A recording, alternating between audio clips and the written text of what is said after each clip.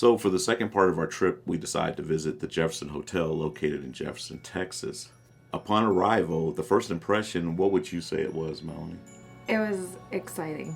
I mean, it was like when you first walk in the door, it's a little bit overwhelming just because there's things Yes, it is. everywhere to look at. Mhm. And you kind of don't know exactly which direction to look first. So much to take in when you first walk in. As for why we went to the Jefferson Hotel, we thought it would be interesting to check it out because we've heard only a little bit about it, but there's not a lot of videos done on YouTube or other platforms about the hotel itself. So we thought we wanted to get a firsthand experience and see exactly what it was all about. While we were staying at the hotel, we were the only guests there besides another couple because the night prior they had an event there where the whole hotel was booked up. We pretty much had it all to ourselves for the entire night. Which was nice because we could roam all over without disturbing anybody. For the night, we stayed in room 4, which is the honeymoon suite, and we also rented room 19, which is the haunted bride room, so we can conduct our investigation. First order of business, once we got situated in our rooms, was to set up for the surveillance part of the investigation itself. We chose to do our investigation in room 19, and because it's known as the Haunted Bride's Room, we decided that we would take some memorabilia from our own wedding. We took photos, an invitation, and just different trinkets and decorations that we had used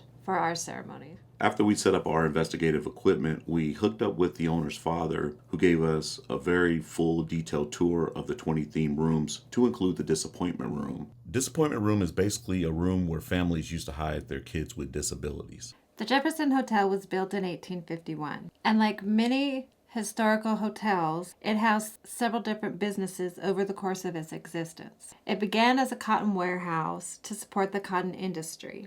And like many establishments of those times, it also served as a brothel where the ladies can be seen advertising their wares on the long veranda of the building.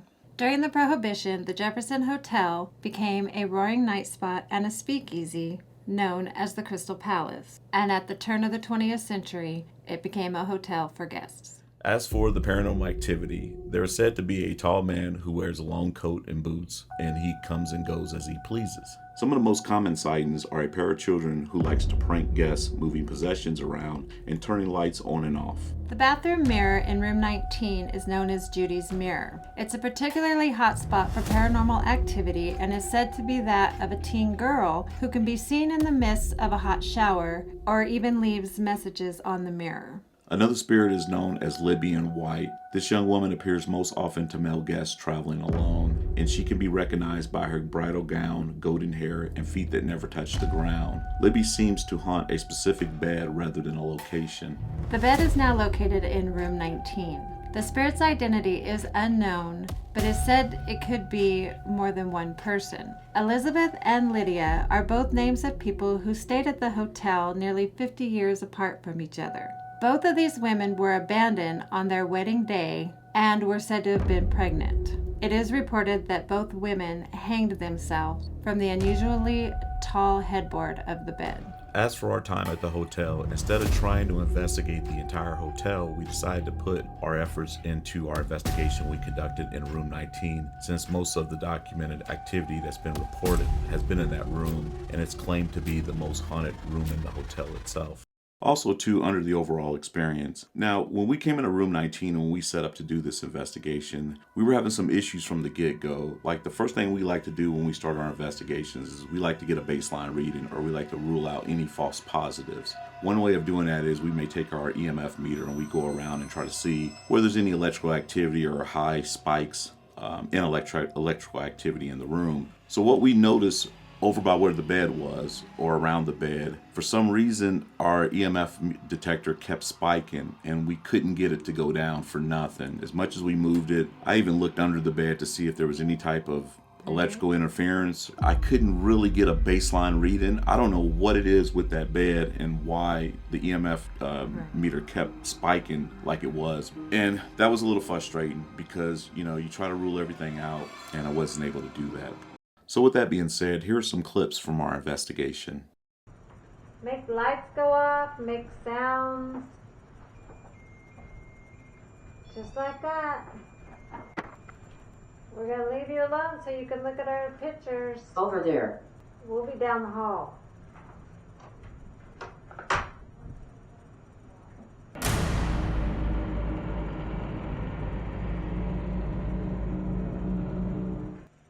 I visit.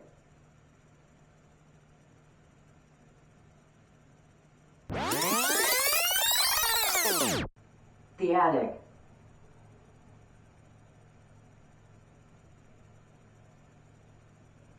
The church.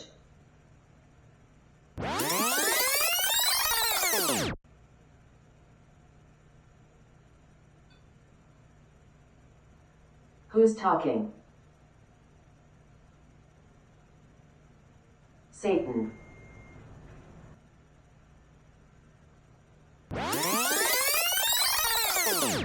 She died.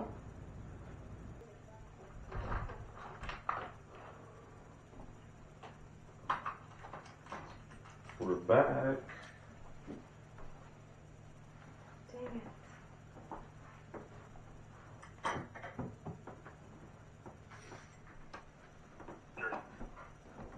How old were you when you were going to get married? Some people said you might have been pregnant when you died. Were you pregnant? Did you live here at the hotel? Did that say hello? Sound like it said hello? Lydia, are you here?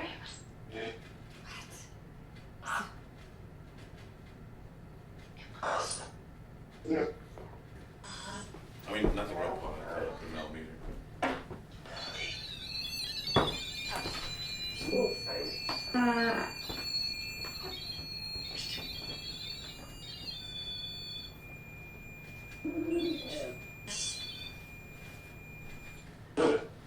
Can you do that? Can you do that? Like that? Just like that. That's all you gotta do. Go near the one in the middle.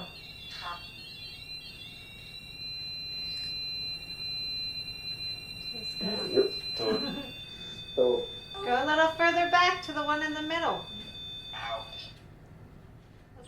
If you just go near it, the lights will go off. Now go further. Further to the center of the bed. Now, if that coat can fell off right now, that would be awesome. Is Lydia here? Is this Lydia who's here? If you're here, can you sit on the bed?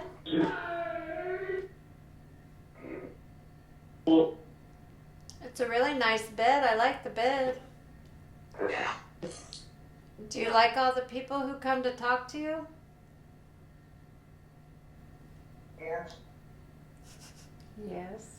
Did you hear that? Yeah. Yes. Can you touch something on the bed and make pretty lights?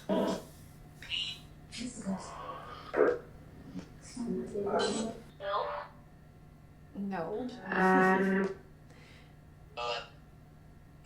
Can you go by the antenna in the middle of the bed? During the investigation itself, we personally didn't get a lot of activity. Now, keep in mind, our investigation, we did it from probably the time we showed up to about 2 in the morning or so. So we didn't even go through some of the hours in which most people have their paranormal experiences in the hotel itself, to be fair. And honestly, to satisfy our curiosity, we do believe something's going on there. And remember, just because we didn't get nothing doesn't mean nothing's happening at this hotel. We still think that there's something going on here at the Jefferson Hotel. We got some. We didn't get a lot, but we got enough for us.